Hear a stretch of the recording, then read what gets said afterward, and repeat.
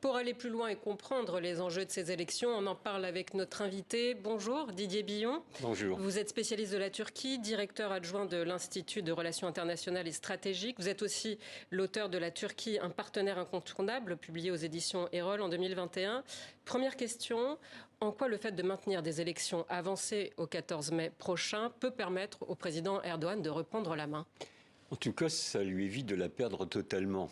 C'est-à-dire que je pense que les critiques vont se faire de plus en plus aiguës quant à sa gestion des conséquences du séisme et des raisons qui ont abouti à une telle catastrophe humaine après le séisme du 6 février.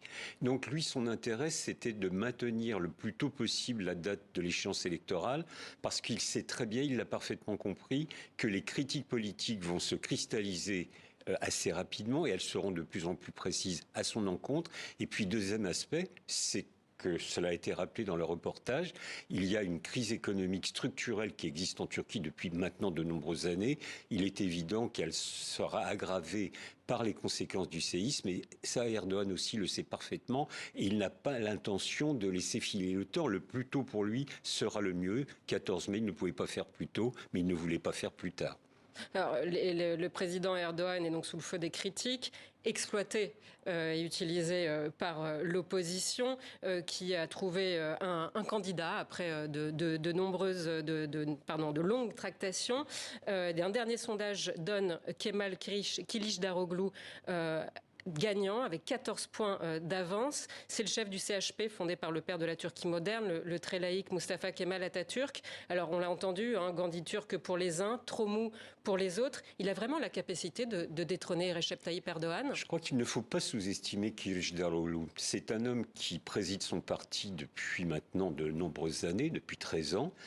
Et ce qui est très intéressant et souvent sous-estimé par les observateurs européens, français ou occidentaux, c'est qu'au cours de ces 13 ans, de façon très méthodique, sans faire de vagues, mais de façon très opiniâtre, ce qui prouve qu'il a des convictions, il a fait évoluer la ligne politique de son parti. Ce parti a été fondé par Mustafa Kemal Atatürk, historiquement, et c'est un parti qui était resté sclérosé sur l'orthodoxie kémaliste. Mais je rappelle quand même que Mustafa Kemal est mort en 1938, donc ça datait un peu. Il a fait évoluer sur la laïcité, notamment. Alors notamment, pas uniquement, mais notamment, c'est très important. Et d'ailleurs, dans le discours que vous avez reproduit, il évoque Allah, ce qui, dans la bouche d'un kémaliste, donc un laïc, est assez étonnant. Mais il a instillé une forme de décontraction à l'égard des questions religieuses. Il a par exemple proposé il y a quelques mois dans un texte de loi, la possibilité pour les femmes de porter le voile quand elles le voulaient. De la part d'un parti d'issue kémaliste, c'est très intéressant. Les 14 points d'avance s'expliquent aussi par ça ? Alors je suis là très très prudent parce que ce sondage a été réalisé le lendemain même de l'annonce de la candidature commune qu'il incarne. Je pense que cela va se resserrer dans les semaines à venir. La bataille politique va être extrêmement violente parce que c'est l'habitude de Erdogan. Kılıçdaroğlu incarne une sorte de force tranquille. Il répondra coup par coup, mais d'une autre façon que M. Erdogan, dont on sait que les campagnes électorales sont toujours marquées par un ton très belliqueux, très agressif. Ce n'est pas le style de Kılıçdaroğlu, mais pour autant, il ne se laissera pas faire. Je crois donc que les sondages vont donner des scores se rapprochant un petit peu, se resserrant. N'oublions jamais que les résultats ne sont jamais gagnés à l'avance, que Erdogan est quelqu'un qui est rompu aux campagnes électorales. Il a quand même gagné 14 campagnes électorales depuis sa première accession au pouvoir. Il a un appareil politique, il a de l'argent, il a des soutiens. On va revenir sur le président Erdogan et les atouts qu'il conserve malgré tout. Kılıçdaroğlu est à la tête d'une coalition de l'opposition de 6 partis qui va de la droite à la gauche. On pourrait qualifier ça d'un attelage baroque. Alors, 2 mois de campagne, c'est court, mais c'est long aussi. Est-ce qu'elle pourrait pas imploser ? C'est une éventualité. Ne nous plaçons pas dans cette perspective. Je pense que la volonté de rester unis est plus forte que les divergences réelles qui existent. La meilleure preuve, c'est qu'il y a une sorte de programme commun qui est sorti le 30 janvier, quelques jours avant le séisme. Ce programme, c'est 240 pages. C'est assez épais. Mais c'est assez flou sur nombre de dossiers, notamment les questions sociales, les questions économiques, la question kurde.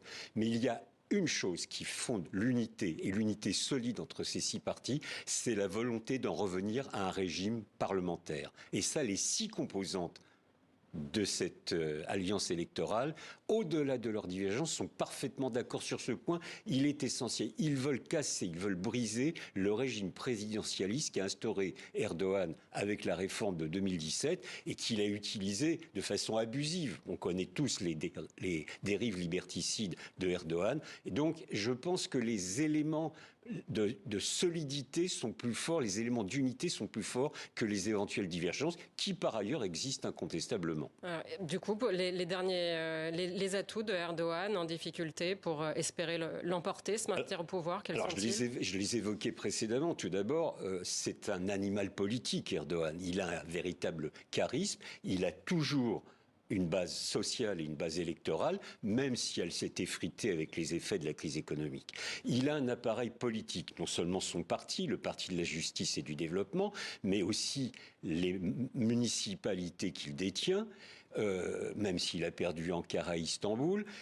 Il a investi l'appareil d'État depuis maintenant plus de 20 ans qu'il est au pouvoir, et puis il a des ressources financières, y compris ces dernières semaines, des aides financières qui viennent de l'Arabie Saoudite, des Émirats Arabes Unis, de la Russie, même si je crois que la Russie n'a quand même pas trop de liquidité actuellement. Tout cela, c'est pas pour le bien de la Turquie. Ça sera utilisé, nous le savons, dans le cadre de la campagne électorale. Enfin, et dernier aspect, la presse. On sait très bien que la presse, dans une campagne électorale, c'est très important. Et on connaît l'état désastreux de la liberté de la presse en Turquie. Ça veut dire que les grands titres, les grandes chaînes de télévision sont aux mains d'affidés du pouvoir.